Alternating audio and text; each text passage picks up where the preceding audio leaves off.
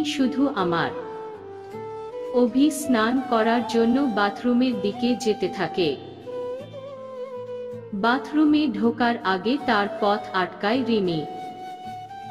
শুধুমাত্র একটা টাওয়েল জড়ানো তার গায়ে। অভি তাকে পাশ কাটিয়ে ভেতরে যেতে গেলে রিমি তার টাওয়েলটা উন্মুক্ত করে দেয় অভির কাছে। রিমি তার যৌবনের ঝলক দেখিয়ে দেয় আদিত্যকে। আদিত্য এই রিমির রূপের ঝলক দেখেও নিজেকে যথেষ্ট সম্ভব সংযত করে রাখে। আদিত্য রিমিকে পাশ কাটিয়ে চলে যেতে গেলে রিমি জোরপূর্বক জড়িয়ে ধরে আদিত্যকে। আদিত্য এবার রেগে গিয়ে সজোরে একটা থাপ্পড় মারে রিমির গালে। তারপর অভি স্নান করতে চলে যায়। অভি অষ্টমঙ্গলাতে শ্বশুরবাড়ি আসার পর থেকে রিয়ার, অভির বউ, পিসির মেয়ে রিমি প্রতিনিয়ত যেন তার গায়ে ঢলে পড়তেছে। অভির পাশে বসে অভির পায়ে পা ঘষা, গায়ে গা ঘষা, ইয়ার্কি ছলে জড়িয়ে ধরা ইত্যাদি। কিন্তু আজ তো সে সমস্ত সীমা অতিক্রমই করে দিয়েছে। নিজের যৌবনের ঝলক সে অভিকে দেখাতে চেয়েছে, কিন্তু তাতেও যখন অভি মানছে না, এক প্রকার জোর করে অভির সাথে সম্পর্ক গড়তে চাইছে রিমি। দুপুরে বিছানায় শুয়ে আছে অভি, আর শুয়ে শুয়ে ভাবছে রিমি যা শুরু করেছে তাতে তার এখান থেকে চলে যাওয়াই ভালো। কেউ একবার তাদের দুজনকে এইভাবে দেখে ফেললে তাতে তারই মান সম্মান যাবে। আর তাছাড়া তার বউ রিয়া, সে তো রূপে গুণে কোনো দিকেই কম নয়। রিয়ার কাছে তো ছোট্ট হয়ে যাবে সে। তাই অভি তার বুকের ওপরে শুয়ে থাকা মানুষটিকে মানে রিয়াকে ডাকল। অভি, রিয়া, এই রিয়া। রিয়া ঘুম জড়ানো গলায় বলল, কি হয়েছে বলো। অভি, আমরা কাল বাড়ি যাব। রিয়া, মানে? এই তো 2 দিন হলো এসেছি, আর 2 দিন দাঁড়াও, তারপর বাড়ি ফিরে যাব। অভি, আমার কথাটা একবার মন দিয়ে শোনো। অফিসের অনেক কাজ পড়ে রয়েছে, আমি না গেলে একটা কাজও হবে না। অভিকে আর কথা না বলতে দিয়ে অভির ঠোঁট দুটোকে বন্ধ করে দিল রিয়া নিজের ঠোঁট দুটো দিয়ে। রিয়া এবার খুশি। প্লিজ আর 2 দিন থেকে যাও না। অভি যেন রিয়ার আদর পেয়ে সবকিছু ভুলে গেছে। রিয়াকে বুকের সাথে নিয়ে আদর করতে লাগলো। চুমুতে চুমুতে সারা শরীর ভরিয়ে দিচ্ছে। এমন সময় হঠাৎ একটা আওয়াজ বাইরে থেকে এলো, যেন কেউ বাইরে কিছু ছোড়াছুড়ি করে ভাঙছে। অভি রিয়াকে আদর করা বন্ধ করে দিয়ে বাইরে বেরিয়ে এলো। অভির সাথে রিয়াও বেরিয়ে এলো। রুমের বাইরে এসে দেখলো একটা ফুলদানি গেটের সামনে ভাঙা অবস্থায় পড়ে রয়েছে। কেউ যেন সজোরে ফুলদানিটি ছুঁড়েছে দরজার ওপর। পরের দিন রিয়ার কাকার ছেলে বিট্টুর জন্মদিন। বিট্টুর জন্মদিন উপলক্ষে সারা বাড়ি খুব সুন্দর করে সাজানো হয়েছে। রিয়াদের বাড়ি সদস্য বলতে রিয়ার বাবা মা, কাকা কাকি, আর এক বিধবা পিসি, রিয়ার কাকার ছেলে বিট্টু, রিয়ার পিসির মেয়ে রিমি, আর রিয়া। যাই হোক, জন্মদিনের কেক কাটা হয় রাতে। অনেক লোকজনও আসে নিমন্ত্রণ খেতে। আর এই অনুষ্ঠানের মাঝে অভি এক গ্লাস কোল্ড ড্রিঙ্কস খেয়ে নেয়।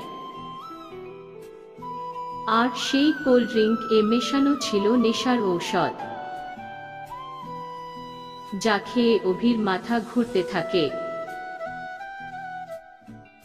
কিছু দূরে দাঁড়িয়ে রিমি অভির দিকে লক্ষ্য রেখেছিল। এরপর রিমি এসে অভিকে ধরে ধরে নিজের রুমে নিয়ে যায়। অভি ও নেশার ঘরে রিমিকে রিয়া ভেবে তার সাথে চলে যায়। এরপর রিমি শুরু করে তার আসল খেলা। আর অভিও নেশার ঘরে রিমিকে রিয়া মনে করে জড়িয়ে ধরে। এরপর যেটা হওয়ার নয় সেটাই হয়। অভি আর রিমি মিলেমিশে একাকার হয়ে যায়। আর এই অন্তরঙ্গ মুহূর্তের ভিডিও নিজের ফোনে ক্যাপচার করে রাখে রিমি। পরের দিন সকালে অভি সব জানতে পারে কাল রাতের ঘটনা। কাল নেশার ঘরে রিমির সঙ্গে কি করেছে। লজ্জায় তার মাথা কাটা যাচ্ছে। তার মতো ছেলে এত বড় ভুল কি করে করতে পারে।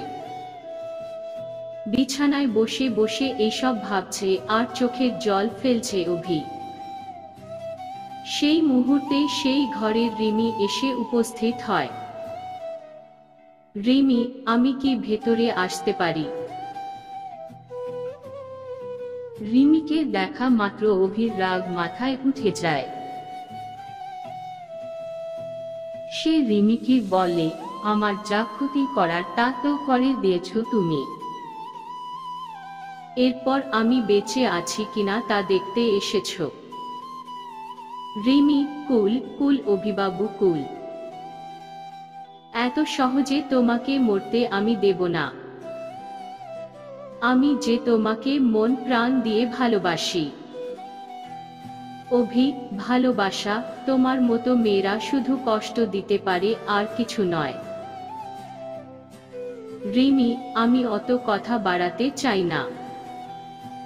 যে জন্য আমি তোমার কাছে এসেছি। একটা লিপ কিস দাও আমায়।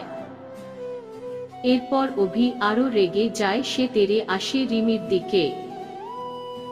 সেই দিনের চরটা বোধহয় তুমি ভুলে গেছো। সেজন্য আজ এত আজেবাজে কথা বলছো। রিমি, আরে দাঁড়াও দাঁড়াও, আগে এটা দেখো। এটা দেখার পর হয়তো তোমার মত বদলে যেতে পারে। এরপর রিমি তার হাতে থাকা মোবাইলটা থেকে একটা ভিডিও চালু করে। ভিডিওটা দেখা মাত্র অভির পায়ের তলা থেকে মাটি সরে যায়। কালকে রাতের অভি আর রিমির অন্তরঙ্গ মুহূর্তের ভিডিও। অভি ফোনটা নিতে গেলে রিমি ফোনটা সরিয়ে দেয়। অভি, এক্ষুনি এই ভিডিওটা ডিলিট করো। আর কি চাও তুমি? কেন এমন করছো? রিমি, আপাতত একটা লিপ কিস চাই আমার।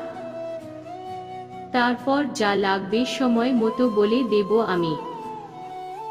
অভি কিছুটা নিরুপায় হয়ে রিমির কাছে এগিয়ে যায়। তারপর নিজের ঠোঁট দুটো রিমির ঠোঁটে ডুবিয়ে দেয়। অভি ছাড়তে চাইলেও রিমি যেন ছাড়তে চায় না অভিকে। সে হারিয়ে যেতে চায় অভিকে নিয়ে গভীর সমুদ্রে। কারো পায়ের আওয়াজে তাদের হুঁশ ফিরে। একে অপরকে ছেড়ে দাঁড়ায়। একটু পরে ঘরে প্রবেশ করে রিয়া। রিয়া, কি ব্যাপার, তোমরা আমাকে দেখে ভূত দেখার মতো হা হয়ে গেলে কেন?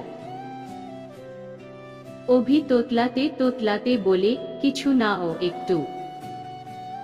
রিয়া, আর কিছু বলতে হবে না, তাড়াতাড়ি চলো নিচে, খাওয়ার জন্য তোমাকে সবাই ডাকছে। এরপর সবাই খেতে যায়।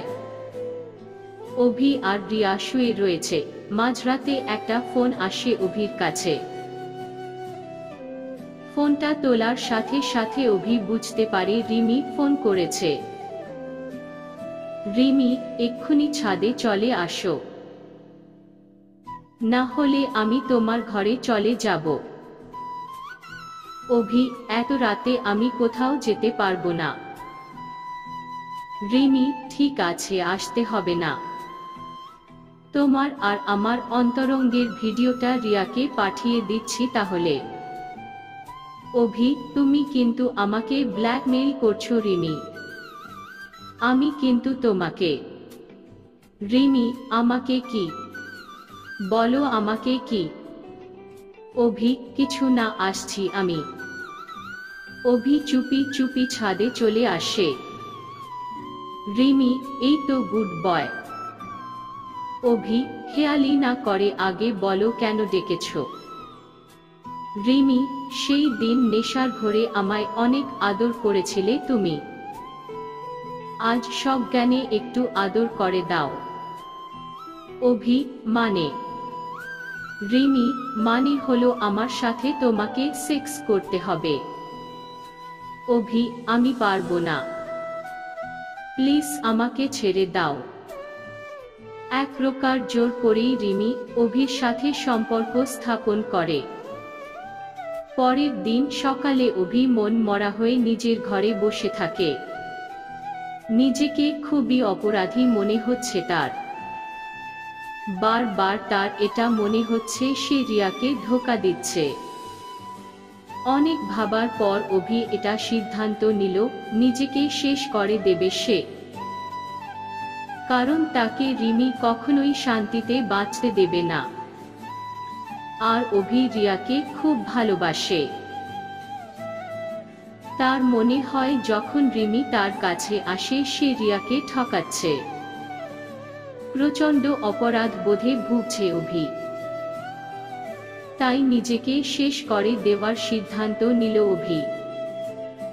সে লাস্ট বারের জন্য যায় রিয়ার কাছে। অভি, আমার একটা মিটিং আছে, তাই একটু অফিসে যেতে হবে আমায়। ফিরতে একটু দেরি হবে। রিয়া, ঠিক আছে, দেখে শুনে যেও আর তাড়াতাড়ি চলে এসো।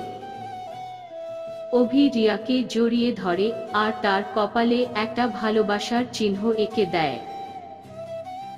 অভির চোখের জল যেন বাঁধ মানছে না, এক্ষুনি ভেঙে পড়বে রিয়ার কাছে। অভি অনেক কষ্ট করে নিজের চোখের জল ধরে রেখেছে। রিয়া, কি ব্যাপার মিস্টার, হঠাৎ এত ভালোবাসা দেখাচ্ছ? অভি, কিছু না, আসছি আমি। অভি গাড়ি নিয়ে বেরিয়ে যায় সেখান থেকে। তারপর গাড়িটা নিয়ে এসে দাঁড় করায় একটা ব্রিজের উপরে। গাড়ি থেকে নেমে ব্রিজের কাছে এসে দাঁড়ায় অভি। তারপর নিচে নদীর দিকে তাকিয়ে ভাবতে থাকে। কখনো কারো কোনো ক্ষতি করেনি সে, তবুও কেন তার সাথে এত বড় অন্যায়টা হলো? সে তো চেয়েছিল শুধু ভালো মানুষ হয়ে বাঁচতে। এরপর আস্তে আস্তে অভি ব্রিজে রেলিং এর উপর দাঁড়ায়। তারপর ভাবে রিয়ার কথা, তাদের ভালোবাসার কথা, তাদের বিয়ের কথা। তারপর ব্রিজ থেকে ঝাঁপ দিতে যায় নদীতে। গল্পের পরবর্তী অংশ জানার জন্য চ্যানেলটিকে অবশ্যই সাবস্ক্রাইব করে রাখুন।